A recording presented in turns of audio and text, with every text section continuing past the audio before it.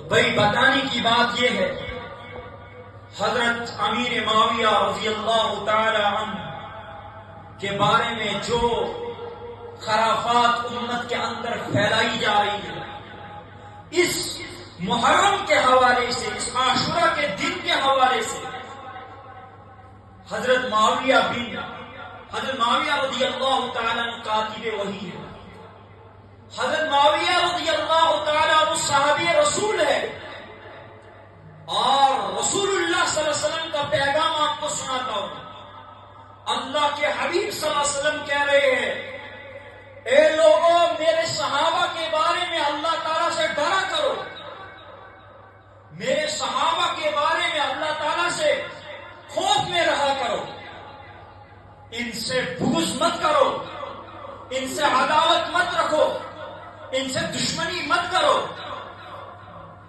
ایک جگہ فرمایا اصحابی کالنجوم، میرے صحابہ ستاروں کے مانند ہے، بِأَيِّهِمْ اقتدیتم اہتدیتم، تم میں سے اگر کوئی میرے ایک صحابی کی بھی اقتدا کرے گا راستہ پا جائے گا۔ راستہ پانے سے مطلب ہے صراط مستقیم پر گامزن ہو جائے گا۔ رضی اللہ تعالی عنہ ورضوا عنہ کا مزدہ صحابہ کو سنایا گیا۔ کیوں؟ صحابہ کی قربانیاں بولتی ہے، ہماری زبان بولتی ہے، صحابہ کے اعمال بولتے ہیں، ہماری زبان بولتی ہے، صحابہ کے چلنے کا طریقہ بولتا ہے اسلام کیا ہے، ہماری زبان بولتی ہے اسلام کیا ہے۔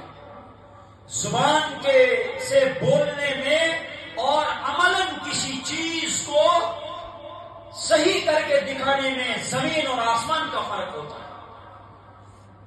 ایک قاری صاحب ہو، مفتی صاحب ہو، عالم صاحب ہو، بیان کریں گے، حافظ صاحب ہو، بیان کریں گے، زبان سے بیان کر رہے ہیں، کچھ ہی چیزیں ان کے ساتھ ایسی ہے جن سے عملاً ظاہر ہوتا ہے یہ مسلمان ہے۔ مسلمان اپنی پہچان کو کھو بیٹھا ہے۔ حضرت صحابہ کرام رضوان اللہ تعالی علیہم اجمعین کی پہچان سے، ان کے چہرے سے، ان کے حلیے سے پتہ چلتا تھا یہ کس طرح ایمان والا ہے۔ ان سے برابری کوئی کرے ہو نہیں سکتا ہے، اور ان کے برابر کبھی کوئی ہو نہیں سکتا ہے۔